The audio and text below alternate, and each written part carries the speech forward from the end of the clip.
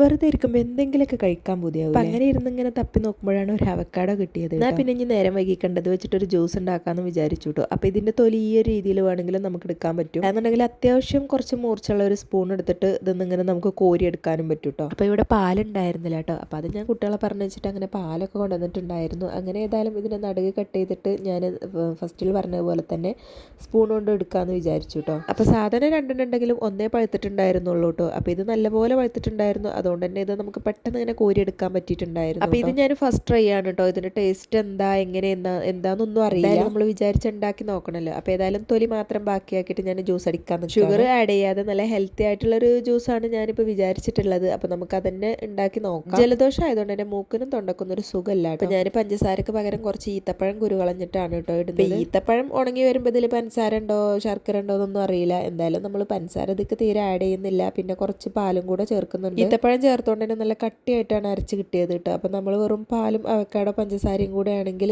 കുറച്ചും കൂടെ ലൂസായിട്ട് കിട്ടും. ഇത് കുറച്ച് തിക്കായിട്ടാണ് കിട്ടിയത് കേട്ടോ. അപ്പം ഞാൻ ഫുള്ള് പാലും കൂടെ ഒഴിച്ചിട്ട് നല്ലപോലെ ഒന്നും കൂടെ അടിച്ചെടുത്തു. ഇനിയിപ്പോൾ ഇതൊക്കെ വേണമെങ്കിൽ നമുക്ക് നട്ട്സ് എന്തെങ്കിലുമൊക്കെ ആഡ് ചെയ്യാം കേട്ടോ. ബദാമോ അണ്ടിപ്പരിപ്പോ കടല അങ്ങനെ എന്തെങ്കിലുമൊക്കെ ചെറിയൊരു ഫ്ലേവറിന് വേണ്ടിയിട്ട് നമുക്ക് ചേർത്ത് കൊടുക്കാം. ഞാനിപ്പോൾ ഇത് മാത്രമേ ചേർത്തിട്ടുള്ളൂ. അങ്ങനെ ചെയ്താലും നല്ല തിക്കൊന്നും ഇല്ലാതെ പാകത്തൊരു കട്ടിയായിട്ട് ഇവിടെ കിട്ടിയിട്ടുണ്ട്. അപ്പം തണുത്ത കട്ടിപ്പാലാണെങ്കിൽ നമുക്ക് പിന്നെ ഫ്രീസർക്ക് വെക്കേണ്ട ആവശ്യമൊന്നുമില്ല. അപ്പം ഞാനത് ജസ്റ്റ് ഫ്രീസറിലൊന്ന് വെച്ചിട്ടാണ് കേട്ടോ കുടിച്ചത്. അപ്പോൾ വലിയ കുഴപ്പമില്ല. കുട്ടികളും കുഞ്ഞാക്കൊക്കെ നല്ല അഭിപ്രായം തന്നെയാണ് പറഞ്ഞത്. എങ്കിലും ഒന്ന് ട്രൈ ചെയ്യുക, ലൈക്കും സബ്സ്ക്രൈബും ചെയ്യുക. താങ്ക്